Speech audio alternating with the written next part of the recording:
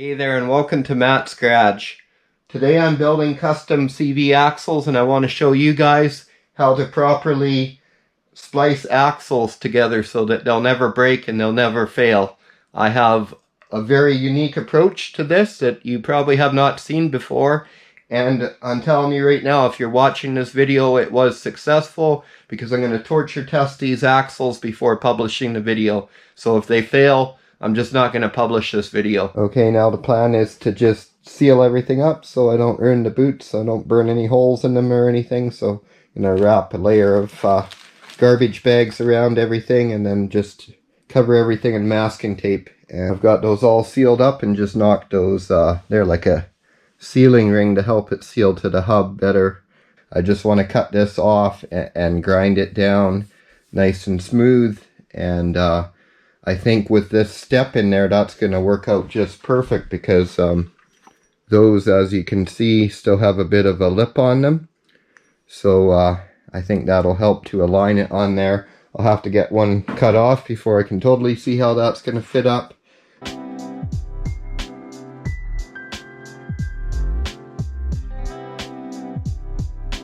Okay, so this is a little bigger diameter.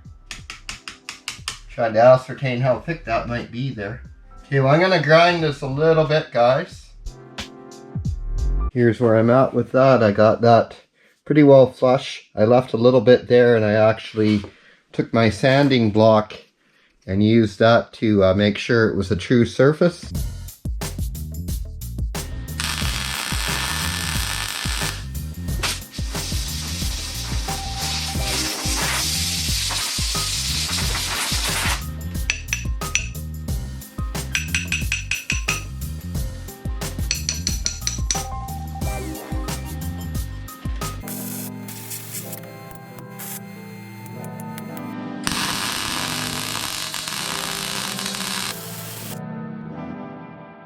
As you can see, I've got that spline cap welded on there now. I'm just going to go around and grind a few high spots and imperfections off of the weld to make sure it's even for balance, and then I'll fill in these little gaps in between with JB weld to seal it up. Okay, so you can see both axles are done. So I'm getting ready to cut them in half, and actually I found this Subaru door beam. I was going to use the neon one there, but this one's actually a touch thicker, and that's just enough for what I need there. So I just got to grind those welds off. I do not know how important it is to have these joints in phase with each other. I'm assuming they are balanced in a certain phase, and it might affect it if I rotate them according to each other. So what I'm going to do before I cut this in half is just take a straight edge, and I'm not going to make a line. What I'm going to do is just take a center punch and mark each end, and then that way I just have to line up those punch marks.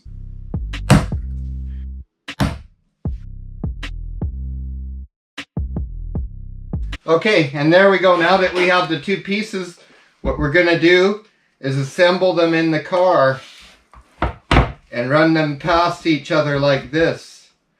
Okay, well we're under the car here. You can see I've got both halves of the axle in here, and what I did is run the suspension up and down, and I moved the just the inner joint has motion in it, and so I moved it to the far extent that way and the far extent that way.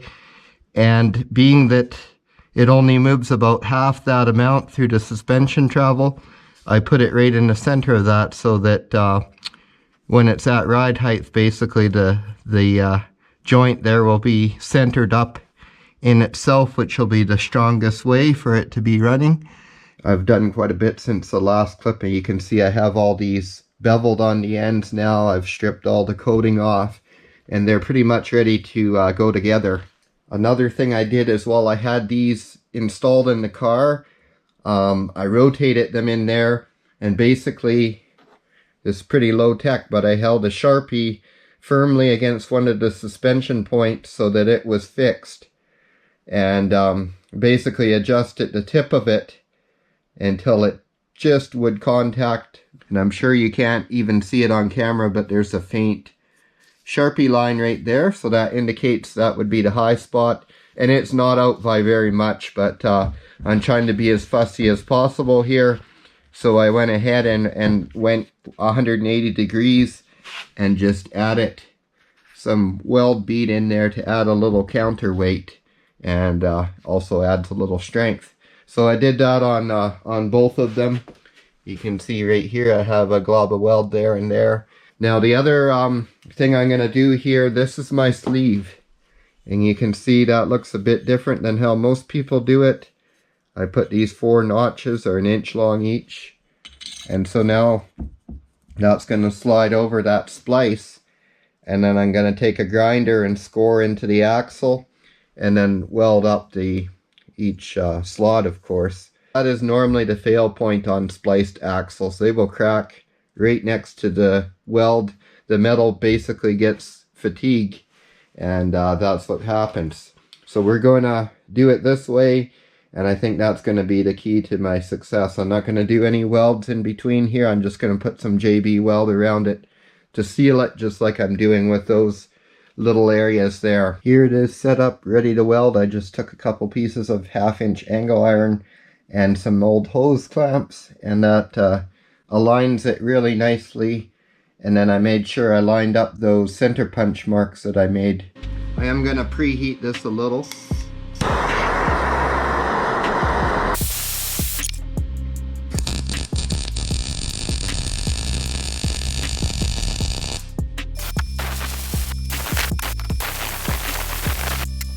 So there you can see I've got a nice bead going in there now. And here we are with a really nice bead around there.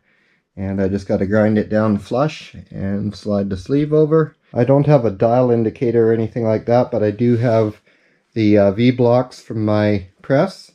And what I did is, you can see I put my aluminum square right up to that.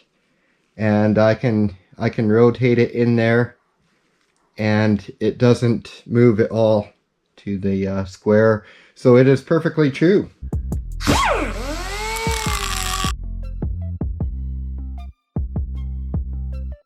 Here's another thing I'm doing to ensure success is they actually have vibrating tables to stress relieve things when they're welding them.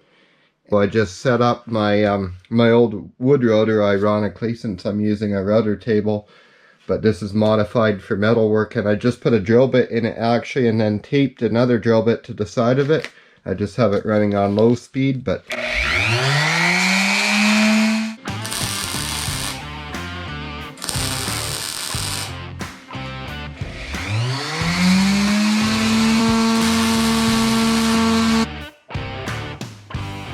okay, well, there is how it is so far.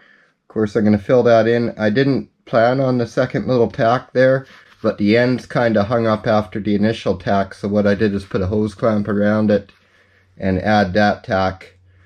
And I'm welding everything with my 140 Lincoln MIG welder. Okay, here we are. The sleeve is all done. I'm just again checking for deflection. So what I do is I put my square right against it, and then I just pull it back ever so slightly, like a human hair width, so that I can see that air gap there. And then I just, these aren't the ideal V-blocks, they're pretty crude, but anyways, I already did this off camera, and I know there's no deflection. Okay, well, both sleeves are on. You can see that. But what I decided to do is to help stabilize the sleeve, I was just going to add 3 rosette welds around here. And really hard to drill this. This is high strength steel, and I thought that maybe the hardness would have gone out of it a bit from all the welding I did on it, but apparently not, because that mulched my drill bit right up. Okay, well, I already finished the other one. I did end up drilling them deeper on the other one too, quite similar to what you see here.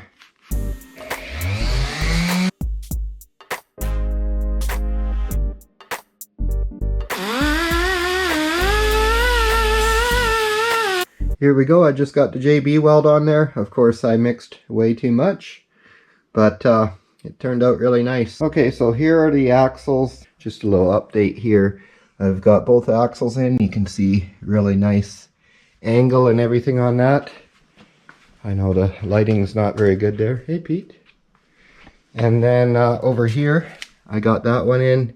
Fits perfect as well. I just got to put the arms back on the hub. I got to take all these things off and lean it out to get that in. That's why Mercedes used a flange style on the differential.